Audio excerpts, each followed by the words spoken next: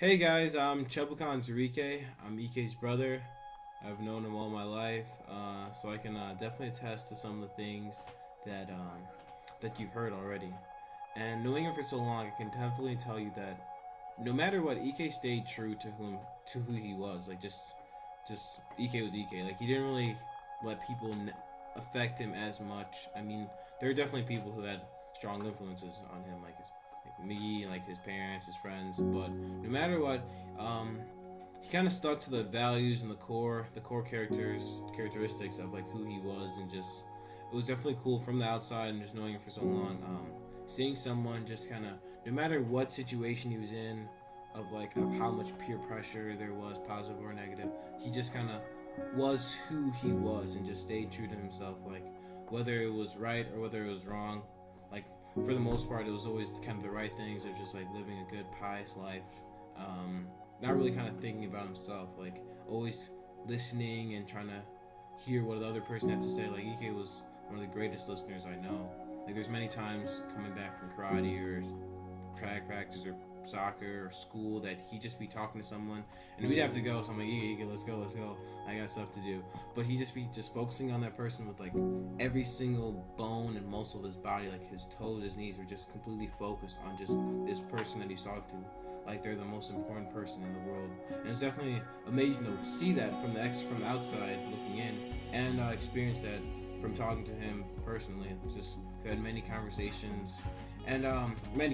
it was interesting how there's many chances that he could have told me all the things. Like now I'm hearing so many stories of things that he's done, but he never really needed to profess it out. Like, oh, I did this, I helped this person. He just kind of did it, and that was just him. Like he didn't do things to get some type of reward or some honor or some recognition. Just he did it because he was in a position to help that other person, and that other person needed help.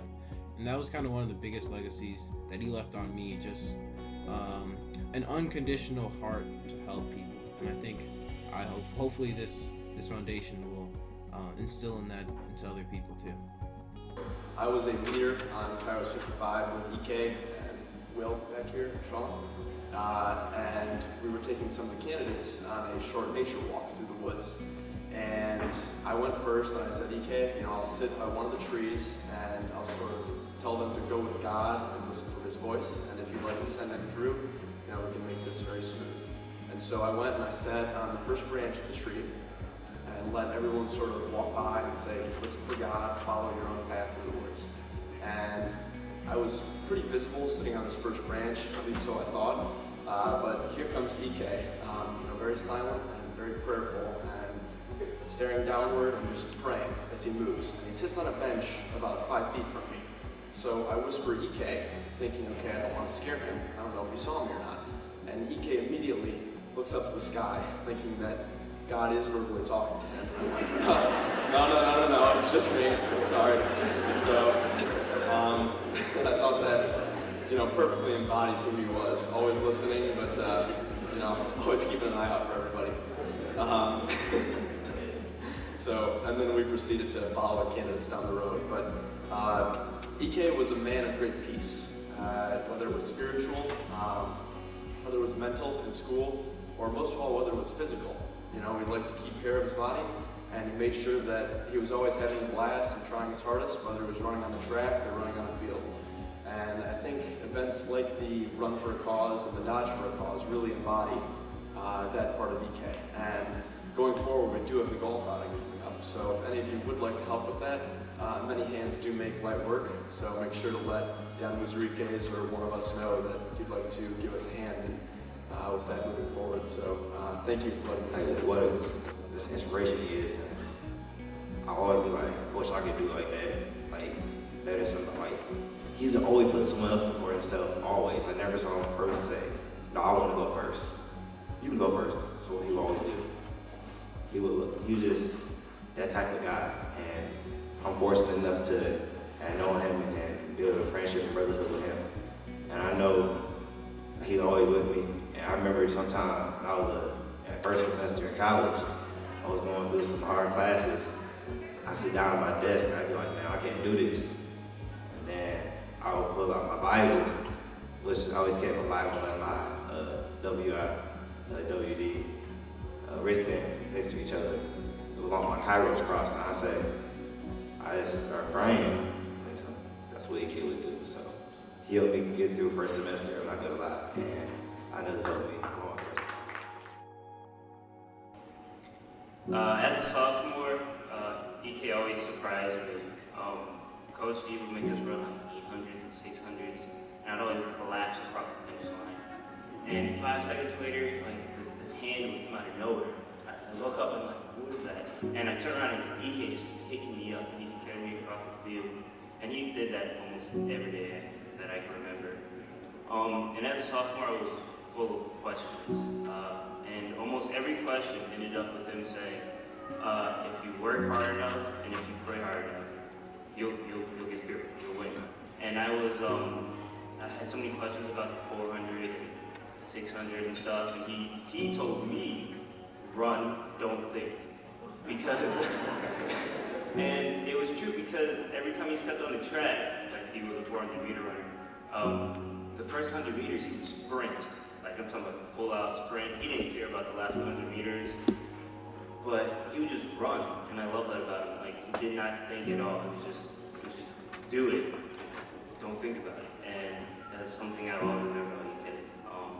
And yeah, just one of the main lessons that he kept on telling me was if you work hard and pray hard, then you'll do it. So, yeah. I did not know EK while he was here on Earth. However, through his family and friends, I've witnessed the lasting impact he has had on this community. From what I have learned, EK was a true epitome of a godly man, an honorable friend, and a dedicated son.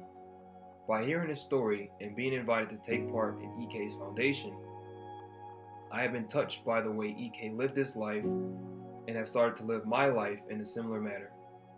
The foundation has allowed for me to focus on God and put others first.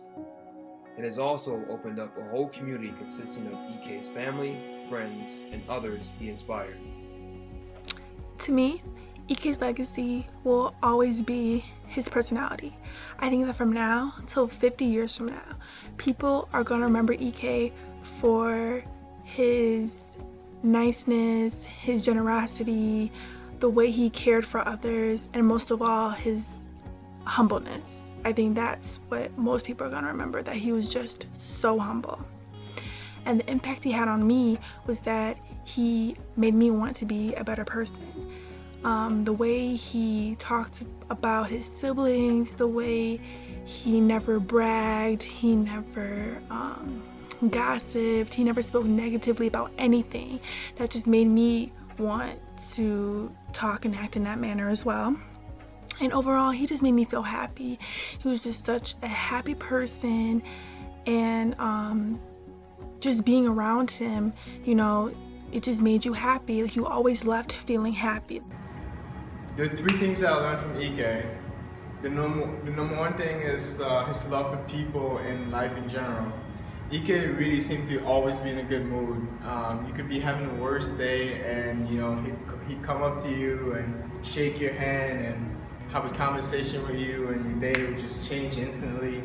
You know, and he was very selfless. He would always talk about you rather than just talk about himself in a conversation. He would ask you what you're doing and, you know, try to give you advice on whatever your situation is. So in my life today, I try to be a lot more friendly and, you know, talk to my peers, always trying to find out what's going on with them, always trying to make their day better, always trying to smile. The second thing is EK's faith. You know, EK didn't just talk about his faith, but he lived it. You can see how much service he's done. Anyone that knew him knew that he was very, very, very, he took service very, very importantly. He was an altar boy, and you know he's always living in the image of Christ. So in my life today, I try to realize that God is a lot more important than anything else, even though it might not always be easy to to see that, because it's not a tangible thing. Just seeing how Ike lived his life, even though he was so talented, you know, and he was such a smart kid, and he was a good athlete. He still put God first, and he was never afraid to show his faith. And the third thing is he was such a hard worker. You know, he's always putting the time studying. You know, he was such a good student. That's why he got accepted into great schools like John Hopkins and, you know, University of Washington. That's because he put in the time. He was such a hard worker and tried to take advantage of the talent that God gave him. Even through athletics, soccer, running, he was such a hard worker. Ike had a really positive impact in my life. You know, I miss him a lot, and I know he's in a better place.